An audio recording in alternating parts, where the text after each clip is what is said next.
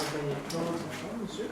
Alors j'ai demandé si vous pouvez faire un downgrade sur une allocation en dimanche 8, si il y a des disponibilités en choix normal. Si, monsieur. L'identifiant, poste et le régulateur. Après,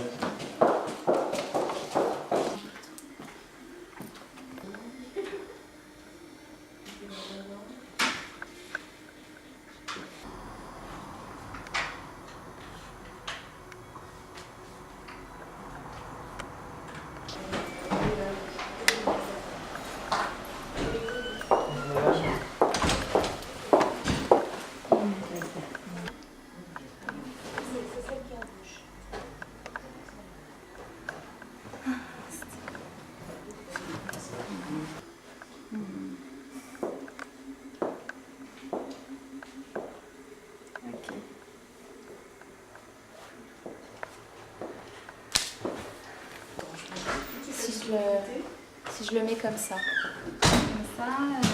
je vois juste la pointe en fait, mais ça peut passer hein, parce que de toute façon, c'est pas un... J'ai été perchiste dans une Première. Vous avez été souvent filmé n'importe comment. Moi j'étais filmée, ouais. Vous êtes souvent, Pas n'importe comment. vous êtes souvent à l'antenne n'importe comment. Pas n'importe comment, mais... Non mais vous Oui. êtes souvent à l'antenne en direct. Ça, oui. Ah bon, donc c'est parfait. Quoi. Ouais, je me sens plus à l'aise comme rédactrice que comme cadreuse du coup, mais voilà. Ok, je pense qu'on peut y aller. Il fait froid. Hein. Non, mais là ça va. Ah, il n'y a plus le petit feu de cheminée. Ok. Donc, tout d'abord, qu'est-ce que c'est les cinématons? Alors, les cinématons, c'est un film au long cours que j'ai commencé il y a très longtemps. En fait, je l'ai commencé au début de l'année 1978. Et c'est un film qui ne s'arrête jamais, qui consiste à filmer des personnalités du milieu artistique, alors des cinéastes. Parce qu'il y a le passage, donc c'est un peu... Non, mais on va recommencer. Ouais, je ne sais pas s'il va y avoir beaucoup de passages. Mais... Bon, on peut commencer. Je recommence. Oui, alors, donc, Cinématon, c'est un film au long cours que j'ai commencé il y a très longtemps. En fait, je l'ai commencé au début de l'année 1978 et il n'est toujours pas terminé. En fait, c'est une anthologie de portraits filmés de personnalités artistiques. Alors, il y a des peintres, des écrivains, des cinéastes, des philosophes, des musiciens. Et la particularité du Cinématon, c'est que toutes ces personnalités sont filmés exactement de la même manière. Alors, il y a des règles du jeu qui sont donc pour tout le monde les mêmes. J'attends le téléphone, je ne sais pas. Ils sont les mêmes. Je continue.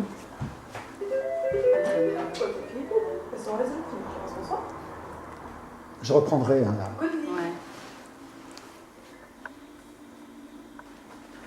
You remember this?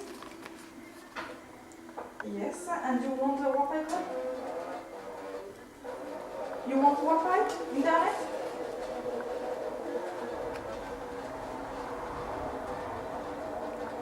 Oh, excuse me, okay. Just 1 minute, excuse me.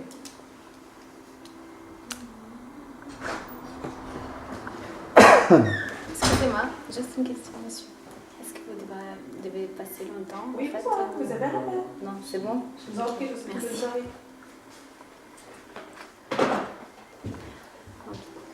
Il y a des règles de jeu, lesquelles? Voilà, donc alors, les règles du jeu pour être filmées dans le cinématon sont absolument identiques pour tout le monde. C'est un gros plan, un peu comme une photo d'identité qui serait adaptée au cinéma. C'est un plan qui dure 3 minutes et demie en cinéma muet, et chaque personne qui est filmée est libre de faire ce qu'elle veut devant la caméra. Alors, à ce jour, il y a eu 2438 cinématons qui ont été réalisés, et l'ensemble dure environ 162 heures. Et donc, tous ces cinématons vont être montrés au musée Nicéphore Niepce de Chalon-sur-Saône, donc à partir du 16 novembre jusqu'au 31 décembre de cette année. Voilà, donc chaque cinématon sera montré. Et justement, comment vous avez eu l'idée ces formats de cinématon? Comment ça vous est venu à l'esprit et qu'est-ce que vous vouliez exprimer à travers ça? Oui, oui. Bah, enfin, c'est difficile, mais je m'étais aperçu à l'époque où j'étais un petit jeune cinéphile, que j'étais étudiant, j'allais beaucoup au cinéma, j'allais beaucoup à la cinémathèque, et j'avais constaté une chose assez surprenante, c'est qu'en fait, il existait assez peu de documents filmés sur des grandes personnalités artistiques, je dirais, de la première partie du XXe siècle. Et ça me posait beaucoup de questions. Et je m'étais dit, c'est pas normal, le cinéma est contemporain de gens comme Marcel Proust, je sais pas, ou Céline, ou Artaud, et donc c'est pas normal qu'il y ait aussi peu d'images de ces personnalités-là. Et comme je commençais à connaître déjà pas mal d'artistes, je me suis dit, je vais commencer à filmer des artistes que je connais, qui en général n'étaient pas connus, des poètes, des peintres, des jeunes cinéastes qui étaient dans le cinéma indépendant. Et c'est parti comme ça, je me suis dit, voilà, je vais créer une mémoire, je vais conserver une mémoire de ces personnalités-là. Et puis très très vite, ça a débordé sur des célébrités comme Wim Wenders ou Samuel Fuller ou Jean-Luc Godard et beaucoup d'autres. Et justement, d'entre tous ces portraits que vous avez faits, est-ce qu'il y a quelques-uns, et il y en a quelques-uns que vous vous souvenez particulièrement et pourquoi, ou est-ce qu'il y a quelques anecdotes que vous pouvez partager avec nous? Oui, en général, je me souviens de tous les cinématons que j'ai réalisés, et en fait, c'est l'ensemble des cinématons qui est une véritable aventure, ça forme un tout. Cela dit, c'est vrai qu'il y a certains cinématons qui se dégagent. Je pense notamment à une petite fille, c'était pas une petite fille, c'était un bébé de 7 mois qui s'appelle Galaxy Barboot, et qui en 1982 a fait un portrait absolument extraordinaire où elle arrive à faire passer toutes les émotions possibles en 3 minutes et demie, de la tristesse à la joie. Et tous les spectateurs qui ont vu son cinématon, tout le monde a toujours été conquis, tout le monde applaudit en pleine projection, tellement qu'elle était extraordinaire. Et quelques années après, elle avait une dizaine d'années, elle a été enrôlée dans un film de Eric Rohmer, elle a joué un rôle important dans un film de Rohmer. Et là, au-delà de cinématon, il y a aussi des carnets filmés, dijonnais. Dijonnais et autres. D'ailleurs. Oui, parce que les carnets filmés, c'est un peu, pour simplifier, une sorte de journal filmé que je tourne depuis mes débuts au cinéma, depuis le milieu des années 70.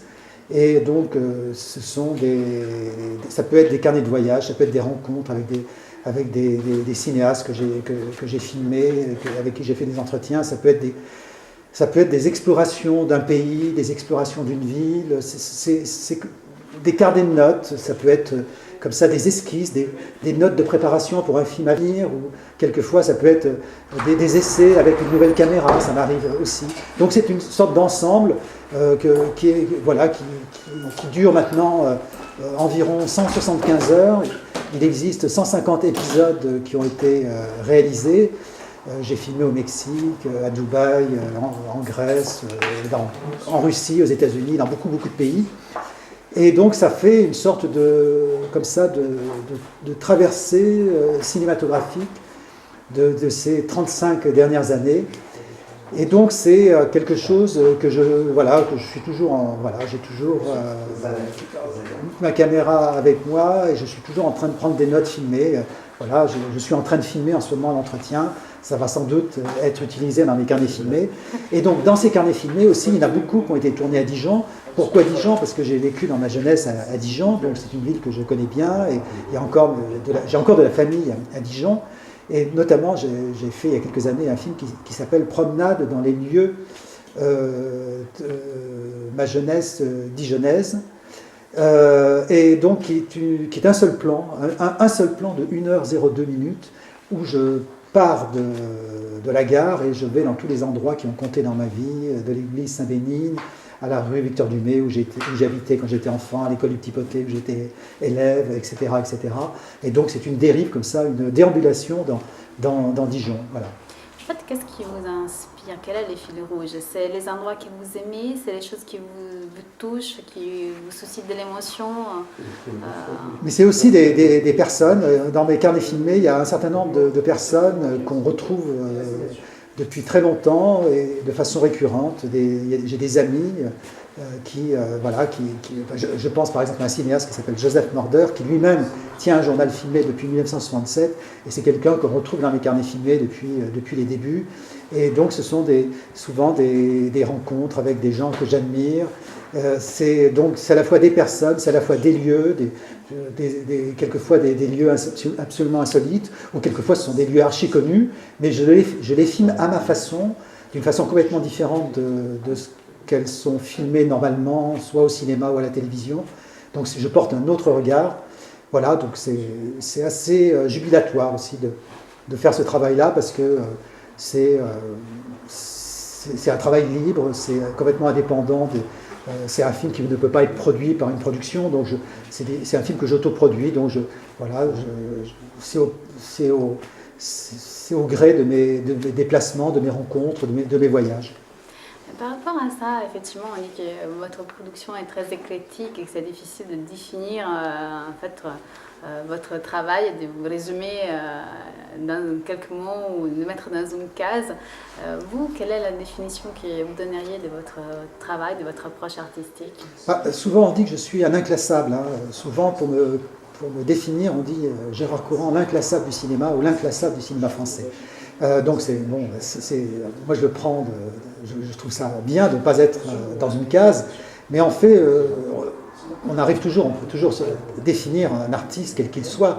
Et disons, j'ai toujours cherché, depuis que j'ai commencé à faire du cinéma, j'ai toujours essayé de faire des films qui n'avaient jamais été faits. Alors vous allez me dire, oui, c'est le lot de la plupart des cinéastes qui essaient de faire quelque chose de nouveau avec leurs films. Moi je ne suis pas d'accord, parce que quand je vais au cinéma, j'ai très souvent l'impression d'avoir déjà vu le film que je vois. Donc chaque fois que j'ai fait un film, j'ai essayé de faire quelque chose qui n'avait jamais été fait au cinéma. J'essaie de défricher des nouveaux espaces cinématographiques. Je travaille un peu d'une certaine façon, et ça je m'en suis rendu compte bien après avoir commencé à faire des films, un peu à la manière de Georges Perec, qui, avec chaque livre, explore la littérature, essaie de pousser la littérature dans ses derniers retranchements. Et donc, par exemple, j'ai fait des films en un seul plan, des films d'une heure en un seul plan. J'ai fait un long métrage qu'en image fixe, par exemple, Les aventures d'Edith Hurley. J'ai fait des films, par exemple, qu'en image négative, etc., etc. J'ai fait des longs métrages qu'avec un seul personnage. Et à chaque fois, donc, c'est une recherche, et donc c'est un peu ma motivation, essayer d'être unique dans mon art. Alors voilà, donc si vous voulez, c'est un travail d'artiste. J'ai beaucoup d'amis peintres qui sont dans les arts plastiques. Eux aussi, ils essaient de faire quelque chose qui est unique, qui ne ressemble pas aux autres artistes. Donc c'est quelque chose de...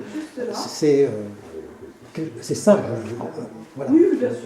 Et vous avez longtemps vécu à Dijon, 15 ans? Oui, j'ai vécu de l'âge de 9 ans à l'âge de 24 ans à Dijon. Donc voilà, c'était une époque importante pour moi. Quand vous arrivez, en fait, vous tournez là, vous allez à pied, c'est tout simple. Donc quand vous tournez peut-être à gauche, vous tournez à droite, vous montrez ici, là, et voilà, vous la faites juste en face.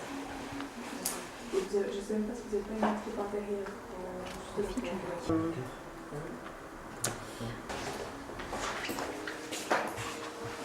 Merci.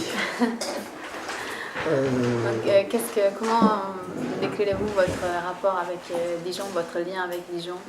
Alors, donc, ce qui est intéressant, c'est que j'ai quitté Dijon pour aller à Paris pour pouvoir faire du cinéma. Et si j'étais resté à Dijon, je pense que j'aurais jamais fait un seul film. Quand je suis allé à Paris, donc j'avais déjà rencontré un certain nombre de cinéastes importants à mes yeux, dans des festivals de cinéma, au festival de Cannes, j'allais beaucoup dans les festivals, donc je connaissais bien des gens comme Jean-Luc Godard, Marguerite Duras, Fassbinder, Werner Schroeter, Daniel Schmitt, et plein d'autres, Jean-Marie Straub, Daniel Huyer. Donc voilà, je baignais dans ce milieu-là, et quand je suis arrivé à Paris, c'est des personnes que je voyais régulièrement, ils faisaient partie de mon environnement. Et donc je ne sais plus, j'ai perdu le fil de la question. L'idée, c'est voir, vous avez vécu longtemps à Dijon, qu'est-ce qui vous a marqué de cette période, et qu'est-ce que vous aimez spécialement? Oui, ce que je veux dire, c'est que quand j'ai quitté Dijon, je ne faisais pas encore de films. Voilà, donc j'ai fait des films après être parti de Dijon. Et après, donc, de temps en temps, je revenais à Dijon, je n'arrivais pas à filmer Dijon. Il y avait comme une sorte d'interdit, je ne pouvais pas filmer Dijon, c'était trop proche de moi, il n'y avait pas de distance. Et pendant des années, pendant plusieurs décennies, chaque fois que je venais à Dijon, je me dis je vais essayer de filmer. Et c'était absolument impossible de filmer. Et puis à partir du milieu des années 2000, l'interdit est tombé. Et là, je me suis mis à filmer Dijon. Et j'ai fait des quantités de films à Dijon. Et je filmais énormément à Dijon. Et donc, voilà. Mais ça m'était absolument impossible pendant une longue période. Aujourd'hui, cette rétrospective, qu'est-ce que ça signifie pour vous? Eh bien, c'est une sorte de retour aux sources parce que j'ai vraiment, peut-être pas découvert le cinéma à Dijon parce que je l'avais déjà découvert vraiment avant, mais c'est là que je suis devenu un amoureux du cinéma. J'ai essayé de voir tout ce qui était vraiment intéressant à Dijon, donc je suis allé un peu dans toutes les salles de cinéma. J'allais dans des ciné-clubs à Dijon, et puis quand j'étais abonné à toutes les revues de cinéma, les cahiers du cinéma, Positif, Image et Son, Cinéma, et donc je repérais les manifestations de cinéma qu'il y avait dans la région, et quelquefois il y avait un festival Hitchcock, par exemple, je me souviens à Dole. Donc voilà, j'essayais de voir tout ce qu'il était possible de voir, et puis de temps en temps j'allais passer à faire des week-ends à Paris, je voyais à peu près 5 longs métrages par jour, donc je faisais un plein. Et donc, c'était une période très enrichissante pour moi parce qu'en fait, quand j'ai commencé à faire des films, c'était à Paris, mais tout s'était préparé, tout avait mijoté quand j'étais à Dijon. Donc, c'était vraiment important pour moi. Et donc, demain, vous avez un colloque avec des lycéens. Vous allez partager votre parcours avec eux. Qu'est-ce que vous souhaitez leur transmettre à travers ces rencontres? Oui, c'est simple, la passion du cinéma. Voilà, donc quel que soit le domaine dans lequel on exerce, je pense qu'il faut être passionné et voilà, si on est passionné, on arrivera toujours à ses fins, quelles que soient les embûches. Donc je crois que c'est ça qu'il faut arriver à faire comprendre à des jeunes, voilà, leur dire que il faut qu'ils soient passionnés par quelque chose, voilà. Et s'ils sont passionnés par quelque chose, ils avanceront, et pour eux, ça sera vraiment important. Et pour la clôture de cette rétrospective, donc vous avez laissé carte blanche, donc l'idée de réunir plein de choses, des œuvres à vous, mais aussi d'autres cinéastes qui vous ont marqué. Est-ce que vous pouvez nous donner un petit avant-goût de ce qu'on va trouver et pourquoi cela a été choisi?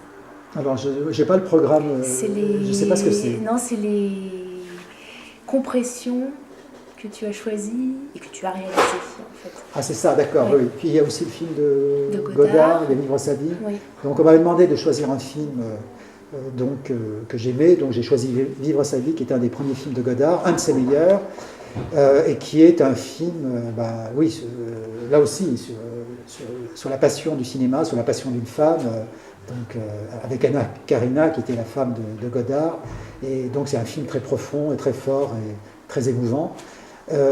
Alors, pour les films que j'ai réalisés, là, c'est les compressions. Donc, c'est un concept que j'ai inventé en 1995, l'année du centenaire du cinéma.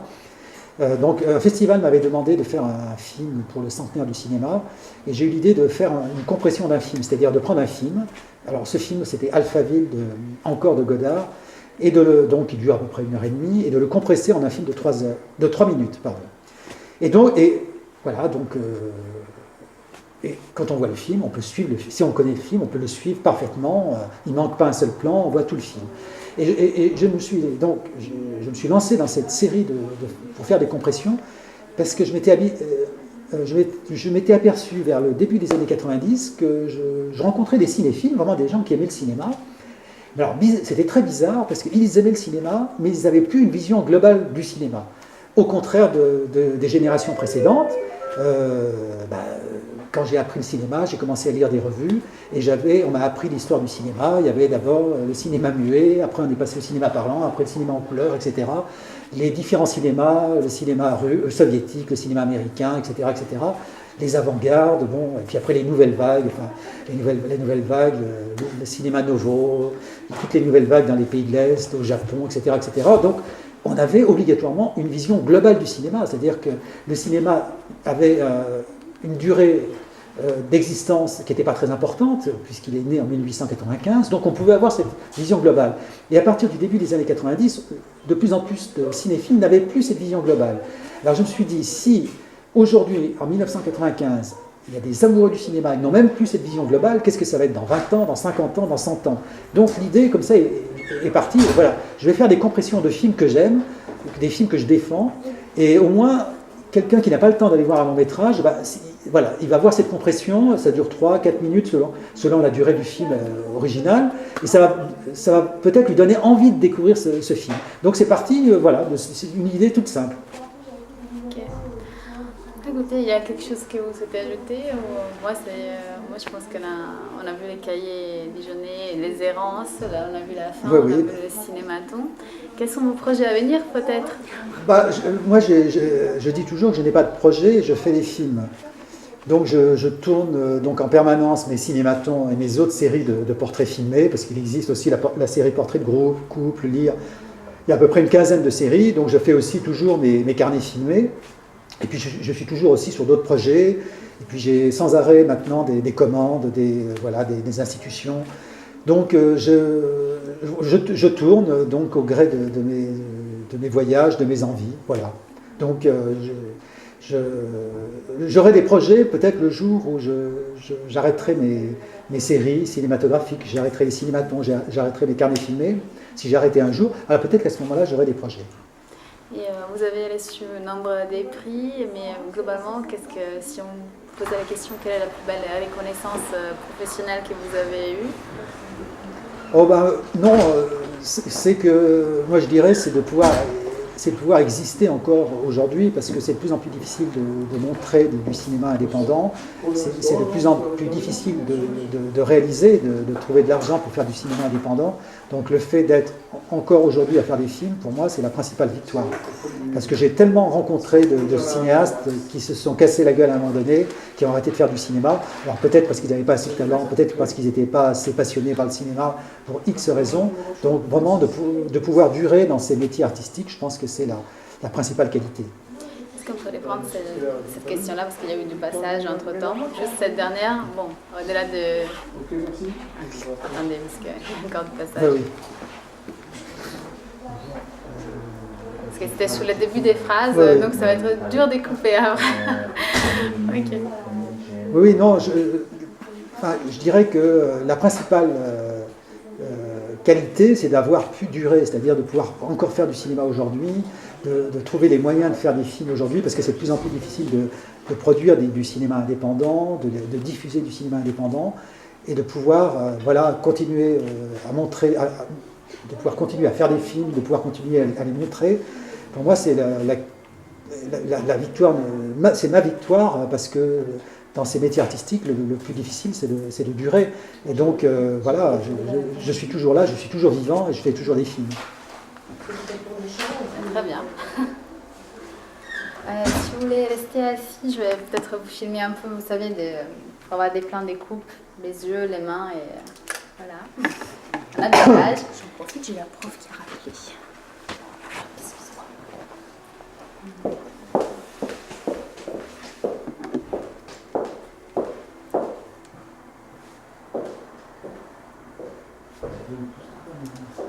Juste la signature.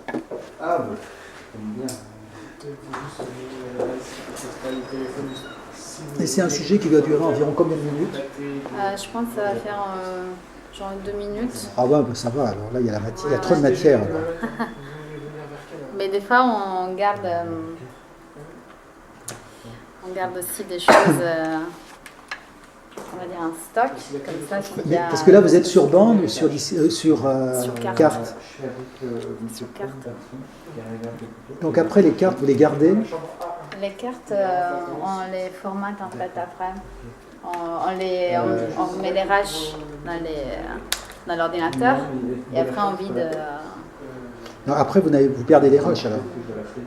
Vous perdez les rushs après? Ouais, Ah oui, oui. c'est tout le contraire de votre travail. Ah bah oui, non mais pas seulement moi, hein, il y a encore pas longtemps, même à la télévision, souvent on gardait les rushs, ça pouvait resservir.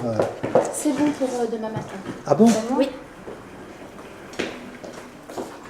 À votre emploi du temps pour demain, ça va être quoi?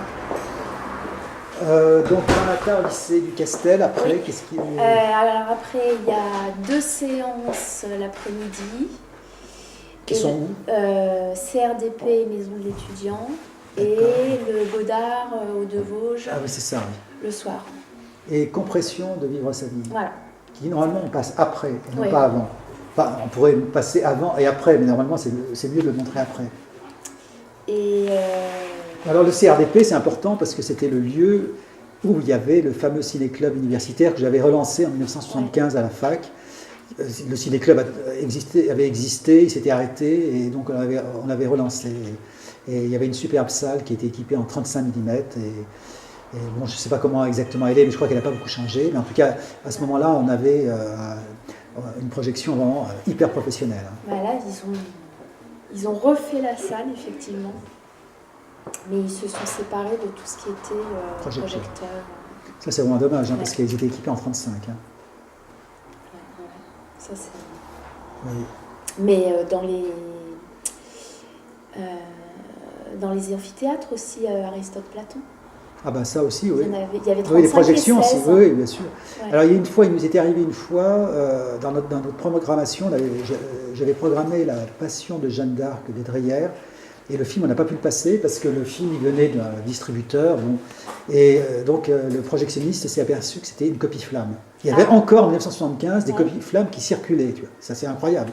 Et donc il n'avait pas l'autorisation de projeter une copie flamme. Oui, mais c'était peut-être plus. Donc voilà. Ouais, oui. Il faut expliquer aux gens après. Ce que c'est une pourquoi copie flamme. Oui, pourquoi t'as mis la séance. Et, oui, effectivement. Ah bah, on leur avait bien expliqué. Ouais. Et puis en plus, on n'avait pas de réserve, on n'avait pas de film de remplacement. Quoi. Aujourd'hui, ça serait facile, on irait chercher un DVD, allez hop, on pourrait projeter un film.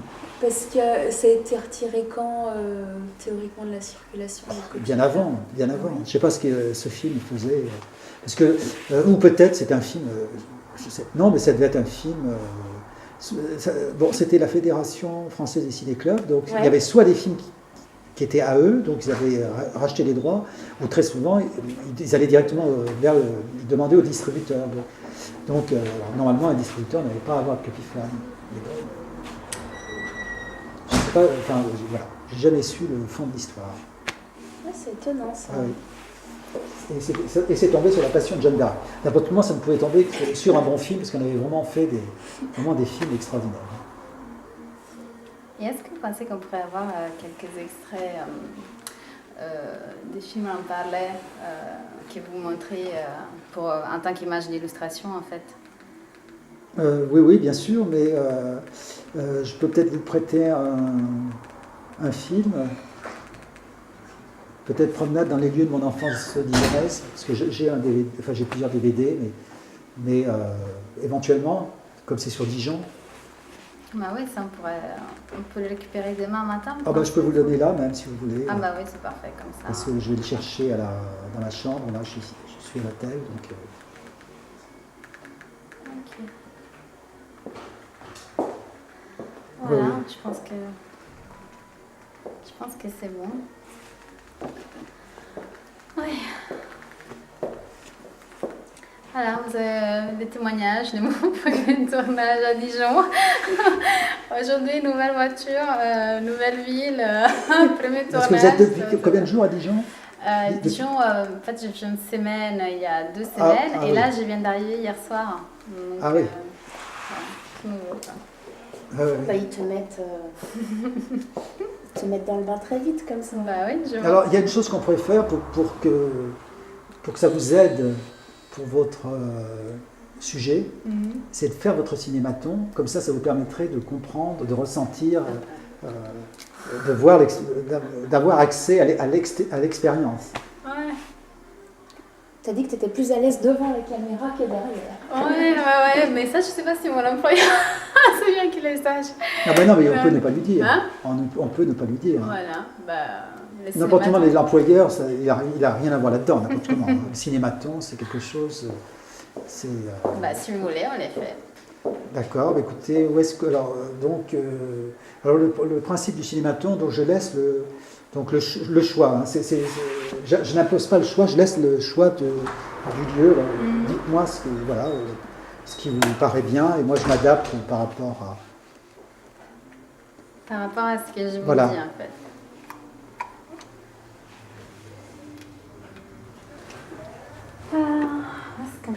fin.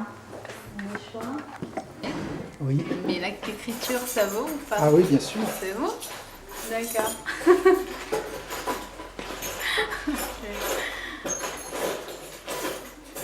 Ok, my colleague go with you in Ok, thank you.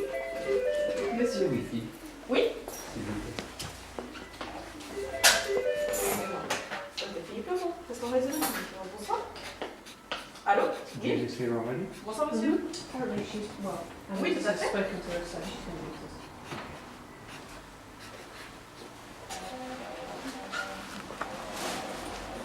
Vous savez dans quelle chambre il est, monsieur?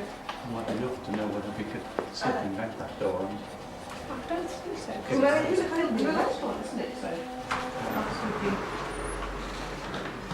Ah oui, tout à fait. Moi, dans l'instant.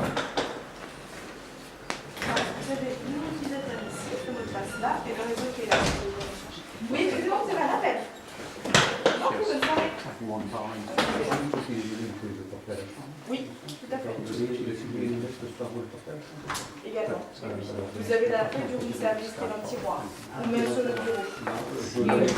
Il faut les montrer plus haut. Voilà, c'est parfait. Oh, so it's the other guy who was. He's still sure we was. Mais le cinématon était déjà fini depuis 1 minute. Ah voilà. Mais c'est pas ça, je vais le garder pour le carnet filmé. La fin. Voilà. Parce que là, on en est à presque Yeah, 4 minutes 30 déjà. Bah voilà. Voilà, donc du coup, voilà, c'était fascinant. Donc, Et puis c'est fascinant, je sais pas, mais voilà.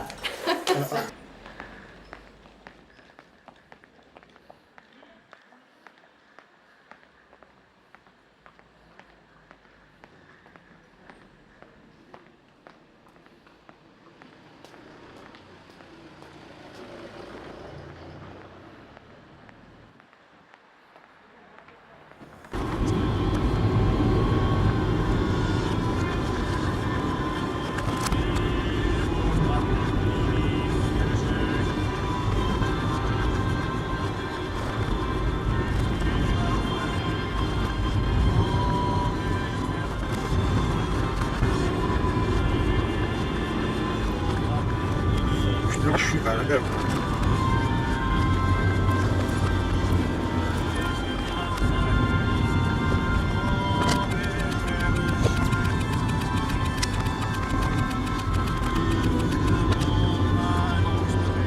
Elles sont bien. là, il fait de référence.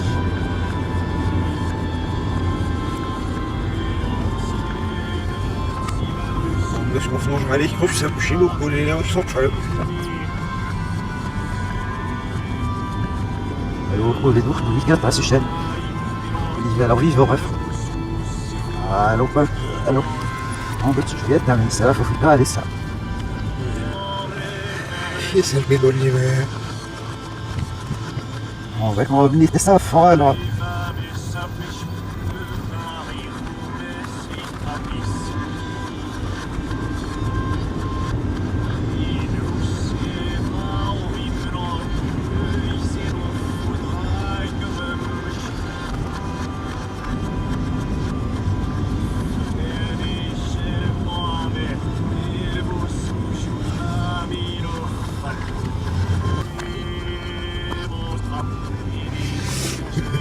Allez, ça va, je ferai d'autres, je n'ai pas fait des sujets.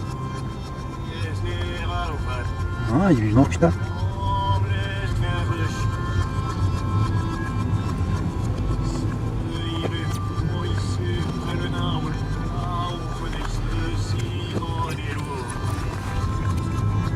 Je descends juste devant une Martin, je chauffe un gros bagage.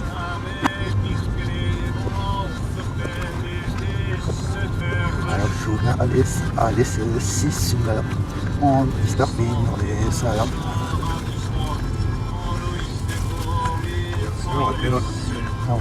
je vais essayer de Ce matin, 4h10, heure dictée par les musiques HFT, vers Félix Stéphane. Vous ne savez jamais quand vous écrivez une chanson, comment elle va évoluer, quelle sera sa destinée, si elle va toucher, si elle va rester. C'est source de surprise, parfois. Je sais jusqu'où je peux aller. Et je me trouve à un moment, je le monde extérieur. Que ça va être C'est là le Castel. Je connais pas le Castel. Enfin, Je suis jamais allé. Hein. Moi, j'ai envie d'une chanson qui m'a. Par contre, je sais pas où on va être. Je ferme vraiment le cahier.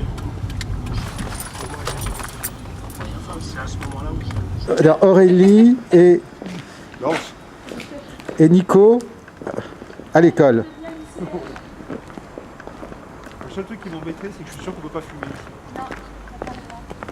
Moi j'avais le droit, on avait le droit. C'est interdit de filmer, enfin bon.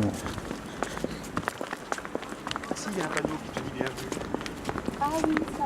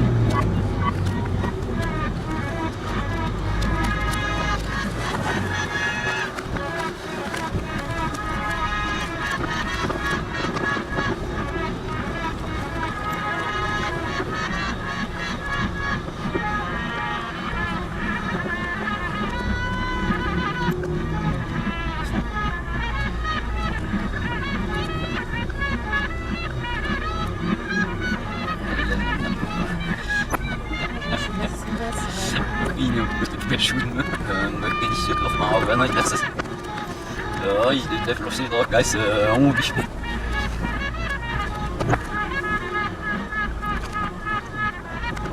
صار المطلوب كتير c'est son déjà je sais mon شامت est-ce que c'est ça sinon on peut rappeler le moisson ouais non ok là noir comment on va espèce on aimait beaucoup على نخدم ما جاش d'une amène certes non le balle donc moi je vois que je suis sont vraiment mais que ça fait une autre et mais on va le voir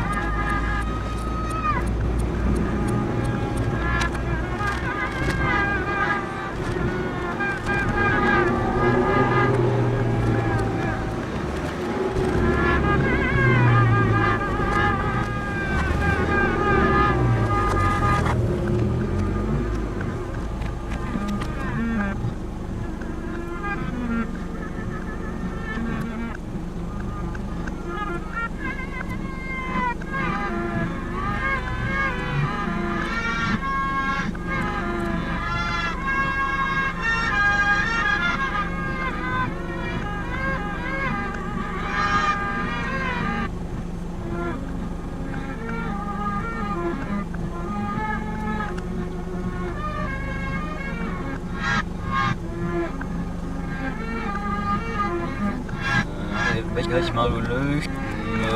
Ist das nicht noch schon? Ouais. Là, ils sont liés.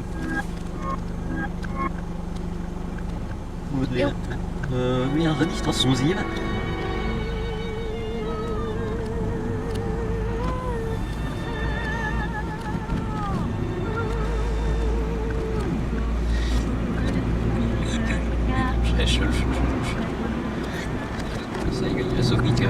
un gros trop le jeu.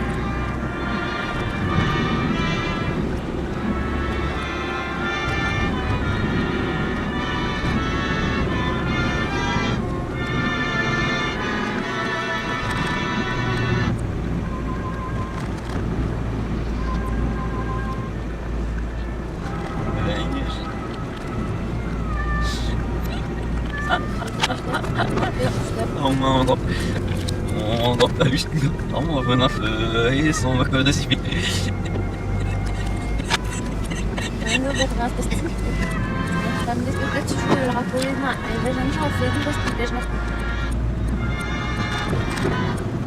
Parce que je vais trouver. Et là aussi, on a. Enchaînement. Je travaille dans la France, comme on peut pas. Essayer de bouger les jambes.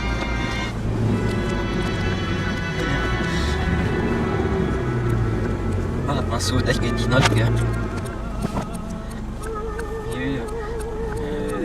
يلو زوجنا وشو عامل الكذا ديش حمار ما صحيح ديش حمار ايوا سيرفيس خصبس الوهاب شو ما نخلص شو ما بيك ما باش وما يشرمل الانفيسمون رايح يسلك اليوم نصمنا طبعا ايوه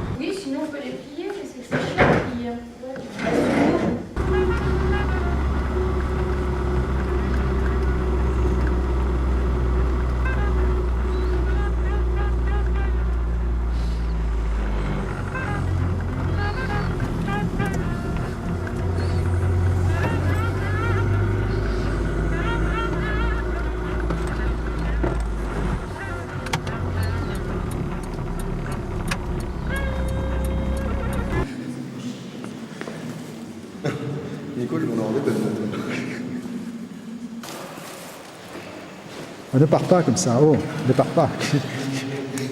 J'attends qu'on regarde. Colle-toi devant nous. Tu sais qu'il a été filmé à Nice, là, il a fait un speech assez... Ah oui, oui. Mais oui, c'est oui.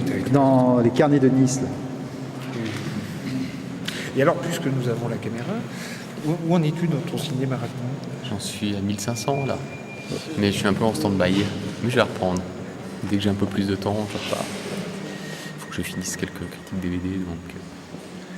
Oui, et j'ai lu avec déception l'arrêt de la personne qui s'occupait de Kino. Ouais, malheureusement, effectivement, il en a marre. Donc, Enfin, il en a marre, je sais pas, il y a d'autres raisons, je pense qu'il y a raisons familiales et tout. Donc... Mais il arrête vraiment.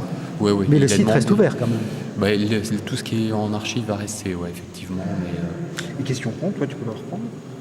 ça demandera trop de boulot. Moi, tu vois, un blog, déjà, j'ai du mal à alimenter, un site. Parce que le mec gérait tout ça. Ouais, je pense. Peut-être que quelqu'un pourrait l'aider, je sais pas, non? C'est ce il avait proposé, quelqu'un le reprenne, mais bon, il faut avoir des connaissances, à mon avis, pour gérer un site. Il faudrait un webmaster, quoi. Ouais. Ah oui.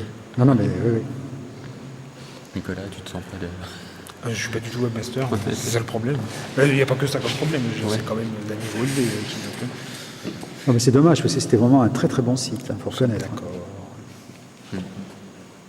On devait faire une interview, en fait. Ouais, bah oui, il a fait ça, et puis ta critique de... Le Chambéry des des Arcs. Arcs, malheureusement, là. Il y a eu un peu des retours, quand même. Ça commence, oui. Je suis désolé, hein, je coupe. Et vous avez fini de faire Mumuse? Nico, je vais en avoir des C'est vraiment un choc presque. Il y a combien de temps? Ah bah depuis les années 70. Hein. Ah oui. Bah, bienvenue. Bah, nous avons fait nos chemins, comme dirait l'autre. On a gardé ce rapport au cinéma.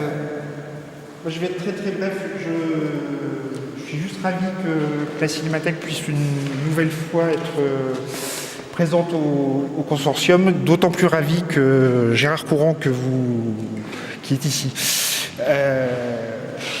puisse montrer deux de ses œuvres, notamment celle autour de Luc Moulet, parce que je crois qu'il y a une relation très importante entre Moulet et Courant. Je vous informe d'ailleurs que grâce à Gérard Courant, Luc Moulet a déposé une copie 35 de la Nationale de l'année 2017, qu'on espère qu'on va pouvoir bientôt vous montrer, et que Luc Moulet est également d'accord pour que nous retirions une copie de Un fille capitale de France, qui est un court-métrage en 35, qu'on pourra vous présenter dès l'année prochaine. Donc Gérard, je te laisse la parole et j'espère que tu vas pouvoir nous expliquer quelle est cette relation intime que tu as avec Luc Moulet. Merci. Voilà, donc je vais répondre. Hein. Je finis.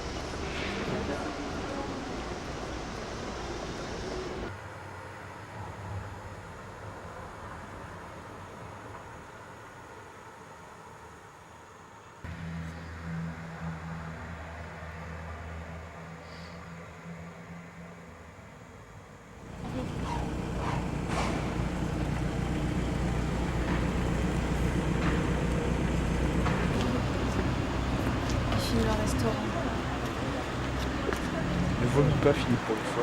Je sais que dès qu'il y a une caméra, tu fais rendez-vous. J'ai fait mon stage de chef chez lui, c'est une partie de 5 choses.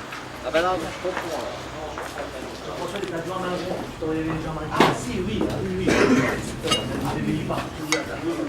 Oui.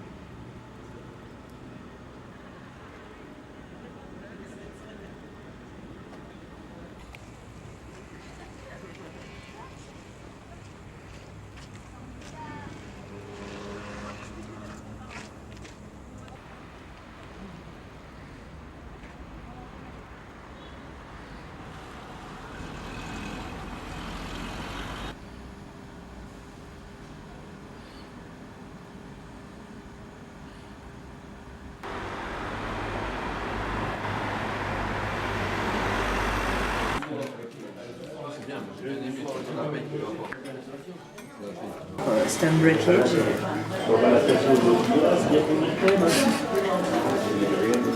Ah, mais s'il y retourne, c'est bien, parce que quand il saura dans ce cas-là qu'on bosse avec eux, oui, on n'aura pas le déferlement. C'est bien,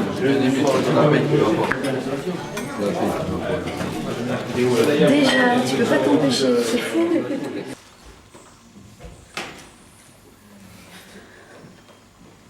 De recevoir Gérard Courant, ici présent. Qui est en train de filmer. Comme toujours, vous allez le voir, vous allez comprendre. Moi, je suis très heureuse de cette rencontre aujourd'hui. J'espère que vous allez en profiter parce que Gérard est un cinéaste très très important, avec une démarche très particulière. Je pense qu'il est assez unique au monde dans sa démarche. C'est un boulimique de l'image. J'espère qu'on aura ces discussions sur quelle place, en tout cas, comment est-ce qu'il vit avec sa caméra, combien de pourcentage de sa vie sont consacrés à ses journaux filmés et ses collections. Vous verrez qu'il a énormément de collections, énormément de films. Je pense qu'il vous dira lui-même, il est très très près des chiffres et très près des archives. Enfin, c'est quelque chose, moi, qui me fascine complètement. J'ai rencontré son travail il y a quelques années. Gérard était encore tout jeune et moi également. On s'est rencontrés dans un festival à Hérouville-Saint-Clair où j'ai eu la chance de voir une de ses nombreuses rétrospectives de ses cinématons. Et j'étais tombée follement amoureuse de ce travail-là. Et je suis aujourd'hui très fière d'avoir participé à ces cinématons. Je suis moi-même le numéro 2334, c'est d'ailleurs inscrit ici. L'objet de mon cinématon était le tatouage du numéro de mon cinématon. C'est vous dire à quel point je suis investie dans ce travail et heureuse de recevoir Gérard aujourd'hui. Gérard est aujourd'hui accompagné de l'équipe de la Cinémathèque de Bourgogne. Ils sont ici, ils vont vous dire quelques mots aussi. Ce sont des gens importants à Dijon, ils vont vous expliquer ce qu'ils sont en train de faire. Il y a également un partenariat qui se met en place entre la Cinémathèque et l'école. C'est un lieu précieux. dans lequel il y a énormément d'archives. Ces archives, vous y avez accès. Donc ils vont un peu vous raconter ça aussi. Et puis la discussion est à vous, la discussion est à nous, la parole est à Gérard. Voilà. Qui commence ? Qui travaille à tout ce qui est conservation et valorisation du patrimoine cinématographique. Donc ça peut très bien aller à des œuvres de fiction, des documentaires, sur tout support, pellicule analogique, mais aussi sur tout ce qui est dossier de presse, affiches, matériel de projection, PLV. On a à peu près 40 000 documents films et 5 000 documents films. Comme le disait Lydie, c'est des choses auxquelles vous avez totalement accès dans le cadre de vos recherches ou par intérêt purement personnel. Et en sachant que ça va aussi bien du gros cinéma, gros blockbuster américain, ou par exemple à un fonds qu'on a qui est le fonds du CRDP sur des documentaires pédagogiques tournés entre les années 50 et les années 70. Donc des images un petit peu qui peuvent paraître anachroniques maintenant, mais c'est deux choses, si vous avez besoin, que vous pouvez visionner sans problème. Et depuis, je dirais, si je ne dis pas de bêtises, un an et demi maintenant, on a donc rencontré Gérard, on a réfléchi à la façon dont on pouvait travailler ensemble.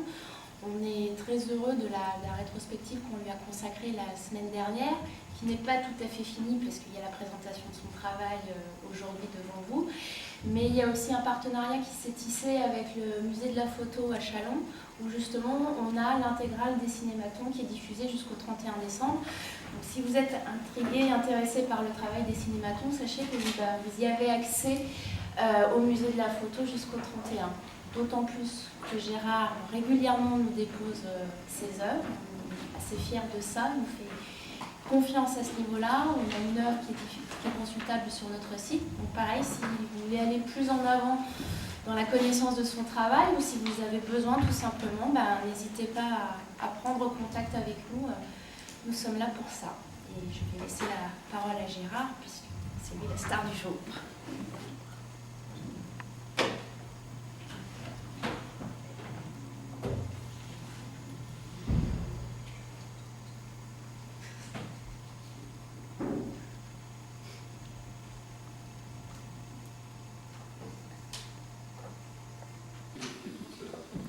On fait la même chose qu'on faisait à droite, non? Qui a changé? Je sais plus ce que je fais.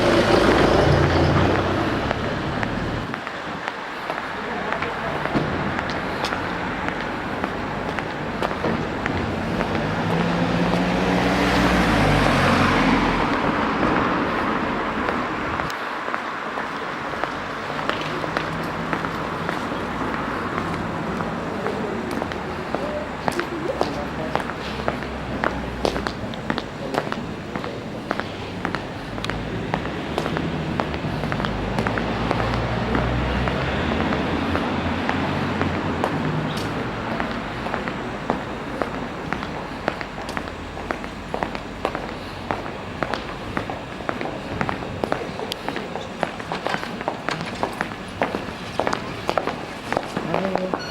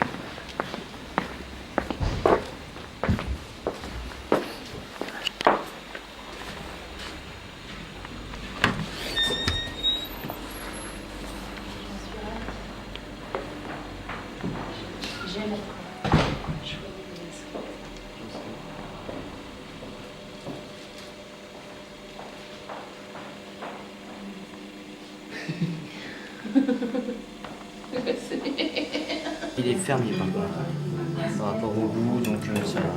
Oui. Et du chèvre frais. Frais? Oui. Quand je vais vous mettre la petite, oui, le petit là. la petite spécialité bourguignonne. J'ai honte. Oui, j'étais à fond dans l'action.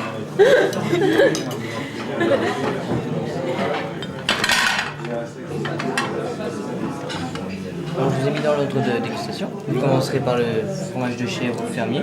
Ensuite, l'amour de nuit, vous terminerez par le chèvre. Merci beaucoup. Lequel des messieurs je commence? Toi, t'as pas le droit. Non, moi j'ai le droit. Vas-y, Gérard, je t'en prie. Où j'y vais. Moi, je vais prendre du sel sur chair, s'il vous plaît. J'enverrai à Duché. De l'époisse pour Duché. S'il vous plaît. J'adore ça, j'ai toujours fait. J'aime jamais manger. C'est petit pomme. Ouais, je sais pas pourquoi j'ai toujours vu, j'ai jamais goûté.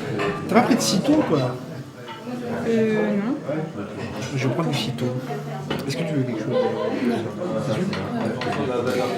Et je vais prendre du citron pour terminer, s'il vous plaît. Et là, vous êtes bien embêtés pour l'ordre. On fait quoi? Époisse ou citron? Vous n'êtes pas embêtés du tout. Je croyais vous piéger un peu. Mais non. Alors vous commencerez par le sexe sur chaîne, vous terminerez malheureusement. Malheureusement, c'était fourbe ça. Quand je dis malheureusement, c'est-à-dire que c'est le dernier et le meilleur. Oh, bah c'est Eh bien, compris. Et pour monsieur?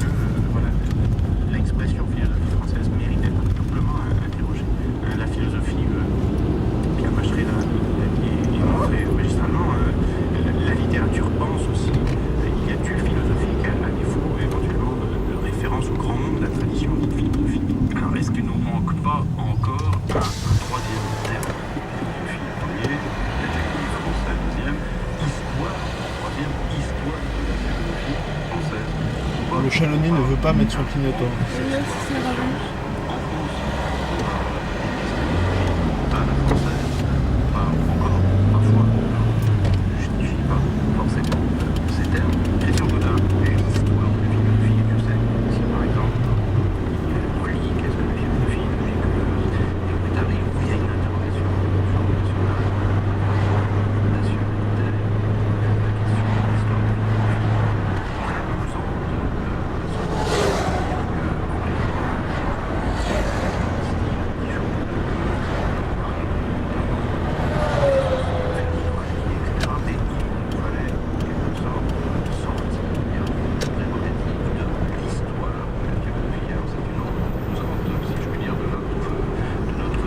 Je reconnais.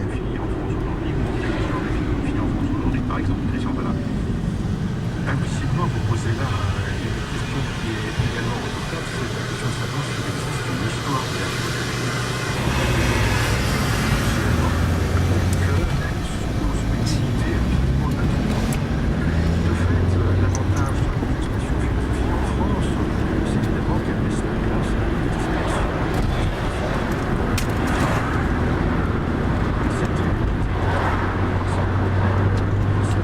Qu'est-ce que je l'ai pris cette route là? Celle-là là. Ils l'ont radardisé maintenant.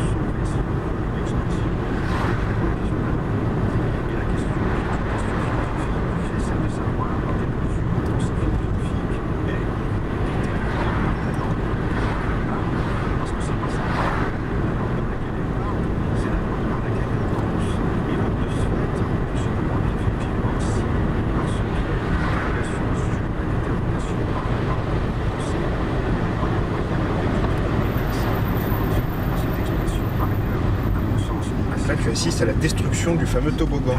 Ah oui, bah, je l'ai pris, voilà. Ouais. Ah d'accord. Tiens, en fait, j'ai un autre dépléchin à voir, là, chez moi. C'est le conte de Noël, là. Ça fait partie des bons. Ah, même que c'est son meilleur. Ah bon? Que ces configurations et que ces batailles... Alors, il casse le toboggan pour faire quoi à la place alors? Puis j'ai juste vu dans la presse qu'il l'a enlevé. Ah oui, qu'est-ce que je l'ai pris ce toboggan? Certaines aversions pour immédiatement la chose. En revanche, si contrairement à ce que peut-être certains croiraient, l'homme de ce qu'on appelle la parole se marque toujours.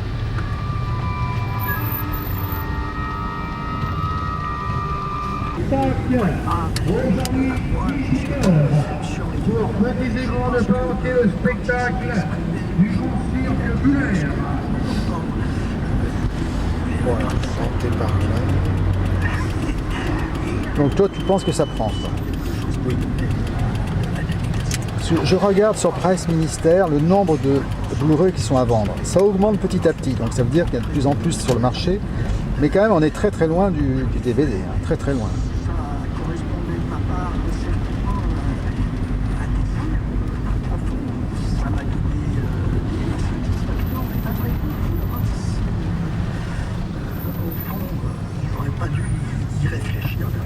Attention, vous avez des jeunes collègues autour.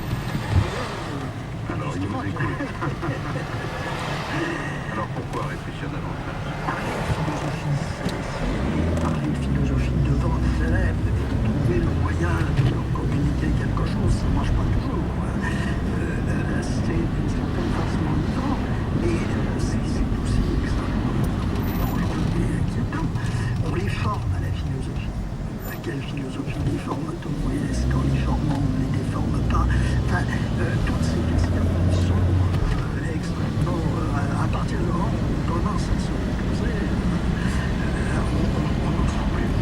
Nous avons glissé de l'histoire de la philosophie à l'enseignement de la philosophie, mais bon, ça va se faire. La question que je me pose, c'est surtout celle de ce que j'appellerais l'enseignement-abilité de la philosophie. Est-ce que la philosophie est destinée à être enseignée? Alors vous me direz, chez les Grecs de l'Antiquité, oui, ils faisaient ça, mais le mot avait un sens complètement différent, parce qu'il était lié à l'étude. Qu'est-ce que ça veut dire enseigner la philosophie pour nous aujourd'hui? Ça veut dire d'abord le faire dans un certain cadre, la fameuse classe terminale, l'ensemble des activités. En France, oui, avec bien sûr. Ça, c'est au Bénin, c'est une spécialité, si j'ose dire, exotique de la pratique française de la philosophie. Et qu'est-ce qu'on fait dans ça? On prépare un diplôme qui est lui-même mutualiste. Je connais pas ce coin-là. Il ne qualifiait pas les élèves. Les quais sont juste avant. Ah, sur les quais, des fois, il y a des brocantes.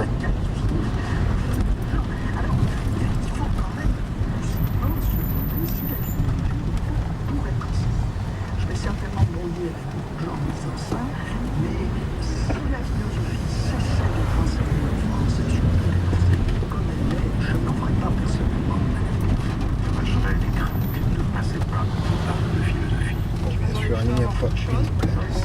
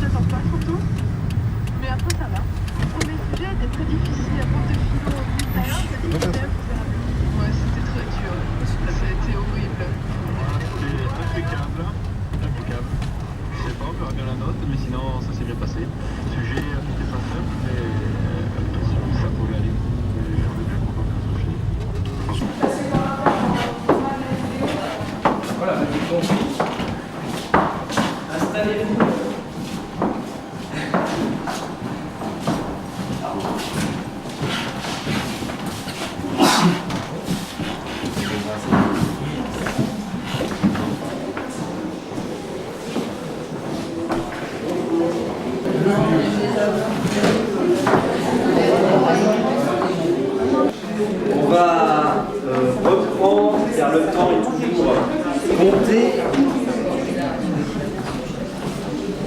Donc, je remercie infiniment la Cinémathèque de Bourgogne, Gérard Couron, qui est venu ici donc spécialement à l'occasion du stage. C'est vrai qu'on a cette collaboration, ce partenariat qui consiste à présenter ici au musée pendant 1 mois et demi l'intégralité donc des cinématons réalisés par M. Courant. Je vais lui laisser le soin de nous en parler plus largement. Donc c'est une diffusion assez exceptionnelle, très foisonnante. Bah, évidemment, potentiellement, quand vous viendrez, ce sera un petit peu aléatoire. Vous pourrez tomber sur une séquence. Il y a vraiment beaucoup de personnages. Je crois qu'il y a plus de 2400 cinématons. 162. Voilà, situation. Bon, il va vous parler un peu du protocole, mais l'idée aussi, c'était vraiment pertinent dans cette histoire d'une relation entre un opérateur, un sujet, un modèle, dans le cadre du stage, de voir ce qui s'est passé au niveau de cette aventure cinématographique, avec une situation, un protocole très précis, et puis du coup des réactions assez étonnantes, surtout avec des sujets qui sont assez connus du grand public, puisqu'issus du milieu du spectacle ou du milieu de l'art. Voilà. Donc merci encore, et puis je vous laisse la parole. Voilà. Et puis on va projeter une sélection de cinématons, pardon, pourquoi toujours la vidéo qui m'obsède. Là je tourne en vidéo en effet. Voilà. Pour donner quelques exemples. Voilà. Oui, bonjour à tous. Je prends la parole juste quelques instants pour vous présenter la Cinémathèque de Bourgogne, parce que effectivement c'est le premier partenariat et on espère qu'il y en aura d'autres avec le musée Niepce. Mais la Cinémathèque, je voulais vous la présenter parce que c'est un outil qui se constitue actuellement en Bourgogne depuis 5 ans. Nous avons aujourd'hui réussi à récolter près de 40 000 documents non-films et près de 7 000 films. Et c'est une structure que l'on veut ouverte au maximum à tous les utilisateurs qui peuvent exister. Donc il y a ce travail de conservation où bien évidemment chacun peut venir et peut consulter les films. Vous pouvez également consulter l'ensemble des documents papier et toutes les ressources qui existent dans cette cinémathèque. Et au-delà de ce travail, on consacre des moments des saisons à des auteurs. Et cette année, on a choisi donc de travailler sur une rétrospective d'une partie de l'œuvre de Gérard Courant qui a commencé le 14 novembre dernier donc à Dijon et qui se poursuit jusqu'au 31 décembre à Châlons. Et juste avant de laisser la parole à Gérard, je voudrais dire qu'on a choisi de travailler en fait sur l'œuvre de Gérard. Alors, parenthèse, on a choisi de travailler sur cette œuvre que vous pouvez consulter à la Cinémathèque, puisque Gérard nous a fait le plaisir de déposer ces films, ce qui fait que vous pouvez consulter les différentes collections et les différentes séries des films de Gérard Courant à la Cinémathèque. Et ce choix de la Cinémathèque de consacrer une rétrospective à Gérard Courant, c'est tout simplement parce que vous verrez dans la discussion, c'est un auteur particulièrement inclassable.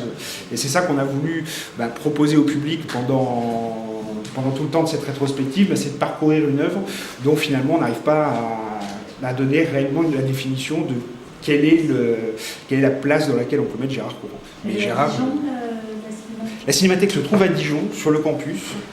C'est au 24 avenue Alain Savary, si vous le cherchez. Ce sont dans les grandes barres grises qui ont été construites sur le campus dans les années 80. Et c'est un espace pour le moment de 250 mètres carrés où tout est entassé. Alors on n'a malheureusement pas de lieu aujourd'hui réellement adapté, puisque vous imaginez 40 000 documents non-films, ça ne tient pas dans ces 200 mètres carrés. Mais on lutte jour après jour pour essayer de trouver de nouveaux locaux, n'importe où en Bourgogne, c'est-à-dire là où on pourrait accueillir une cinémathèque, de manière à ce que et les films et les documents non-films aient un accès public réel. Par contre, vous avez un site sur lequel on a commencé à numériser, alors notamment des images de la Bourgogne sur lesquelles vous avez un fonds bourguignon qui existe. Tout ça, ça se trouve en ligne. Vous trouvez également des cinématons de Gérard Courant, des films de Gérard Courant. Et on a la chance, en fait la Cinémathèque porte le nom de Jean Douchet, donc c'est Cinémathèque de Bourgogne Jean Douchet. Jean Douchet qui est un grand critique qui nous fait l'honneur de travailler avec nous, et il nous a déposé ses conférences. Et on numérise au fur et à mesure ces conférences qui sont des interventions qu'il a fait dans le monde entier, dans les cinémathèques, dans des ciné-clubs, et on les remet en ligne de manière à ce que tout le monde ait accès à ça gratuitement. Alors en ce moment, vous avez du Hitchcock, du Coppola, du De Palma, vous pouvez avoir accès à tout ça en ligne. Et c'est cinémathèquedebourgogne.com. Voilà, maintenant je te laisse.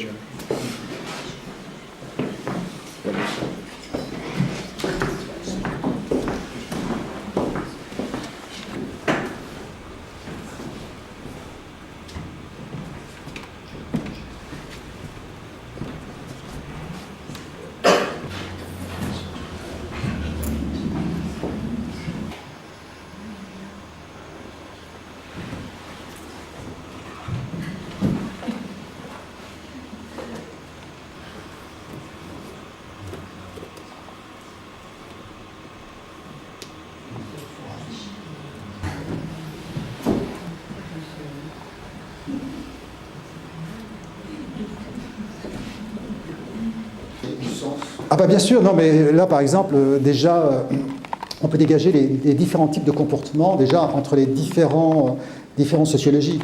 Entre les cinéastes, c'est complètement différent qu'avec les artistes plasticiens. C'est très différent aussi avec les acteurs. Les acteurs sont les plus mal à l'aise dans le cinématon. C'est le seul cas de figure où ils se retrouvent dans une situation où ils n'ont pas un rôle à interpréter, qui leur est demandé par un metteur en scène. Ils n'ont même pas, c'est même pas, des fois les metteurs en scène leur demandent de jouer, mais de façon, une improvisation, mais c'est sur un thème. Là, d'un seul coup, ils se retrouvent dans une situation qu'ils ne connaissent pas, ils doivent jouer sur quelque chose, sur du néant, à partir du néant. Donc pour les comédiens, le cinématon est la chose la plus difficile. Et donc, mais c'est différent, chaque catégorie, c'est différent. Et même à l'intérieur d'une catégorie, c'est très différent. Alors par exemple, si on prend les cinéastes, entre les cinéastes célèbres, les Samuel Fuller, les Godard, etc., et des cinéastes pas du tout connus, c'est complètement différent. Les cinéastes très connus en font le moins possible. Ils connaissent tellement le pouvoir de l'image qu'ils sont comme sur des œufs. Par contre, des cinéastes qui ne sont pas du tout connus, qui commencent ou qui ont fait peu de films, alors eux ont tendance à en rajouter beaucoup, c'est-à-dire à en faire un maximum. C'est très amusant. Et puis donc, il y a aussi par nationalité. Quand on voit, par exemple, les cinématons les plus incroyables, les plus allumés de la planète, ce sont les Belges. C'est-à-dire, mais alors, il y a des Belges qui sont des gens, au départ, qui sont des drôles, voilà, bon, ça on peut comprendre, mais même des personnalités belges sérieuses, dans leur cinématon, ils disjonctent complètement. C'est les plus fous. Les plus sérieux, ce sont les Suisses et les Allemands. Voilà, de tout ce que j'ai filmé. C'est très amusant par catégorie, comme ça, par nationalité, enfin, je dirais presque par ethnie. Quoi. Et est-ce qu'entre femmes et hommes Aussi, les femmes en général sont plus sérieuses. Les hommes déconnent plus, si je peux me permettre l'expression. En général, hein, c'est bon. Ce sont des généralités. Et donc il y a plein de catégories comme ça. Et au départ, je ne m'en rendais pas compte. C'est simplement au fil des années, c'est par rapport à des projections dans des festivals, dans des musées, on me demandait des thèmes. Et donc c'est en faisant ces montages-là que j'ai découvert ça. C'est...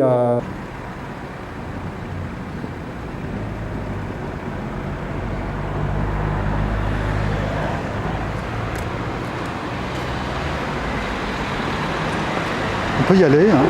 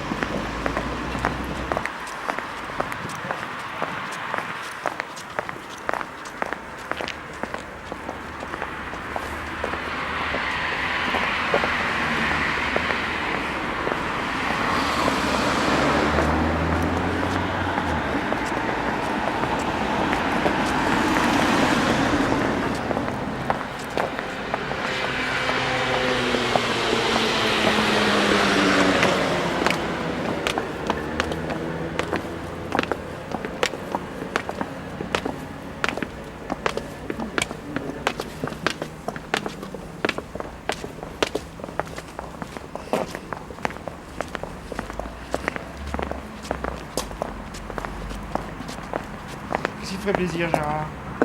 La nourriture. Ouais. Bon, marchons un peu. C'est une improvisation. Hein, là. C'est d'ailleurs étonnant, tous ces restaurants là, qui se touchent les uns les autres. Ils ont voulu faire une rue comme ça. Oui. On se croirait à Montmartre.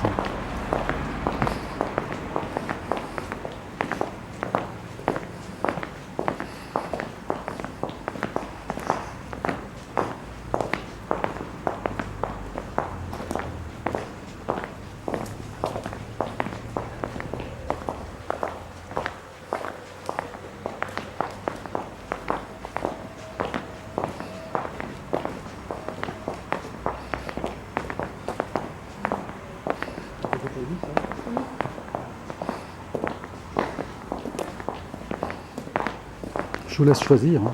Bah Aurélie, qu'est-ce que tu dit? Pizza. Il y a un italien là-bas.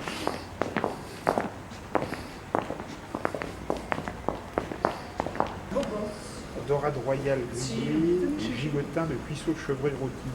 Est-ce qu'il y a quelque chose qui te parlerait là-dedans? Tout. Bon. Et ben Allez, tentons.